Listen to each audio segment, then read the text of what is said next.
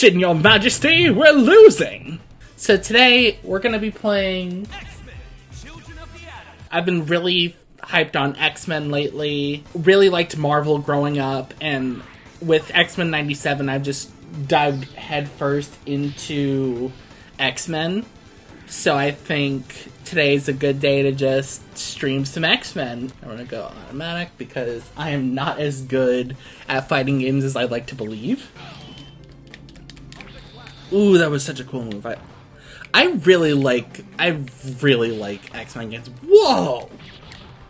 That's a special move Silver Samurai's got there. Usually Silver Samurai is a bit more of a Wolverine exclusive villain. Something interesting is, like, I've really got into this game mostly because X-Men 97 sort of got me back into the world of the X-Men, because before I really experienced the world of X-Men proper, my biggest experience with the X-Men was in movies like, say, Deadpool, or a lot of the alternate universe Fox movies. Like, my first experience with X-Men as a movie franchise was in X-Men Origins Wolverine, which is not a great beginning. And I wasn't enjoying X-Men Origins Wolverine. I was watching it with my dad, so that was pretty fun.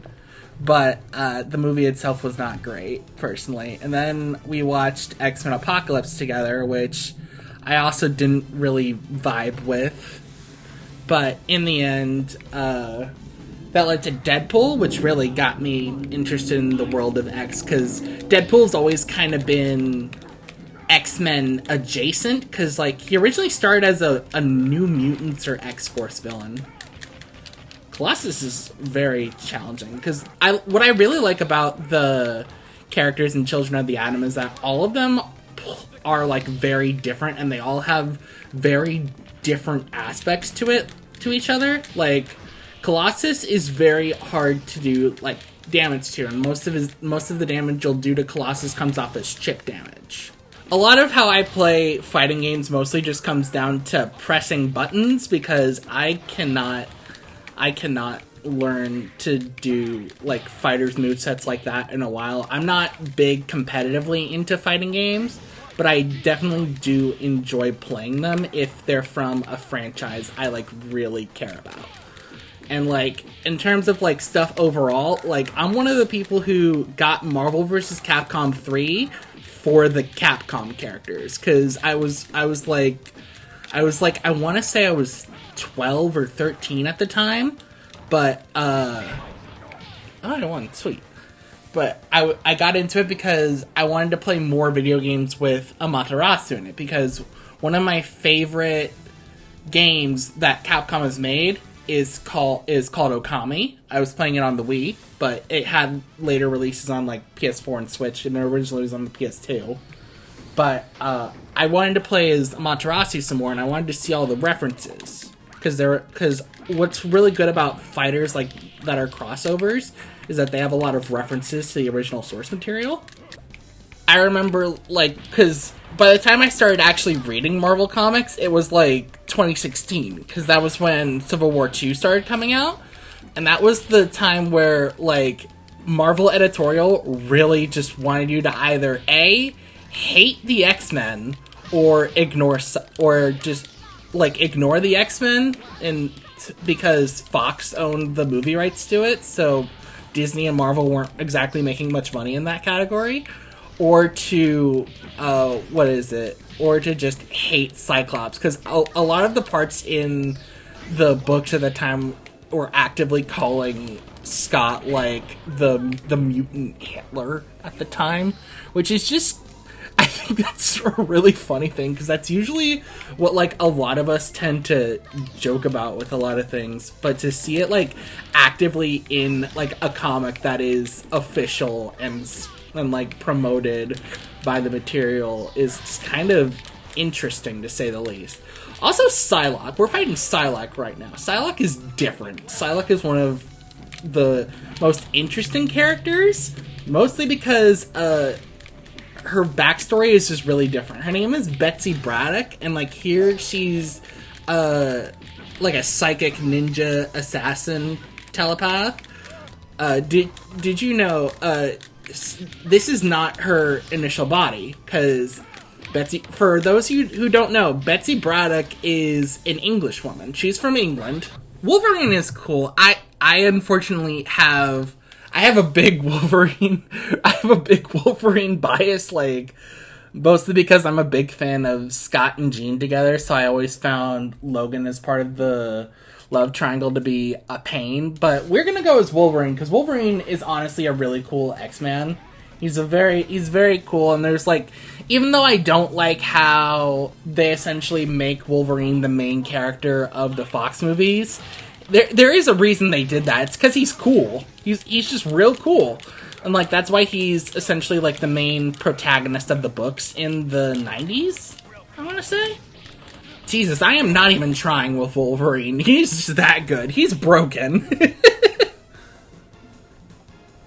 I'm just mashing buttons and stuff happens. Thanks, bub. I needed the workout. Another very common pairing is Wolverine with Storm, which I get. I just don't see it. Like, personally, I just kind of wished that Wolverine was able to at least let his wife Mariko live in the comics. So, like, I wish she didn't die. Because I really Gina's two hands is definitely a phrase. It is.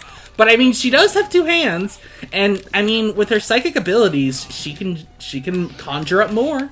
But yeah, Wolverine is just broken, because, like, I'm not trying. Wolverine is literally just a mash buttons, it'll work character. And I respect that. It's the little brother character if you really want little bro to win. Why am I having the easiest time with Juggernaut as Iceman? No one should underestimate Iceman ever again. But I gotta be honest, one of my favorite interpretations of the Wolverine character is actually his appearance in the 2000s era cartoon X-Men Evolution, where, like, a lot of the X-Men and X-Men Evolutions are like teenagers. And, like, there's the Xavier School where they live and, like, train their mutant powers. And then they go to a high school that's in the same neighborhood. And so, like, thankfully there's that.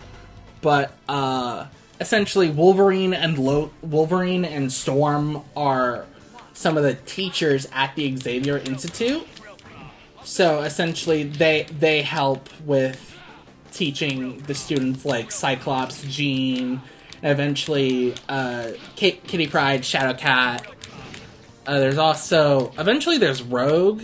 And then one of the first new characters introduced is actually Nightcrawler. Nightcrawler's a really interesting character there, because they give him the opportunity to be a kid, which, like, is not what Kurt was for most of the comics. Because, like, realistically in the comics before... Kitty Pryde was introduced, Colossus was actually the kid of the book. Which is funny, considering, you know, Colossus, but... Also, hey, there's Charles Xavier looking in the corner. By the way, you can hear this from me. Charles Xavier was wrong. Magneto was right. Anyway, it's just like the Cyclops ending. But obviously, Wolverine, take care of her, Summers.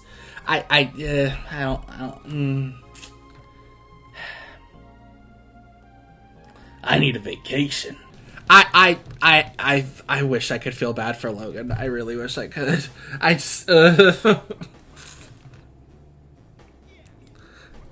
one day, I swear, I'm gonna make a promise here on Twitch.tv, and I especially want my dad to hear this, because my dad loves Wolverine. One of these days, I will love Wolverine. I honestly will. I don't know when it'll happen, but I would love for it to happen soon. Because he's a really cool character. I'm just so sick of the love triangle, guys. I'm so sick of it. Thanks, bub. I needed the workout.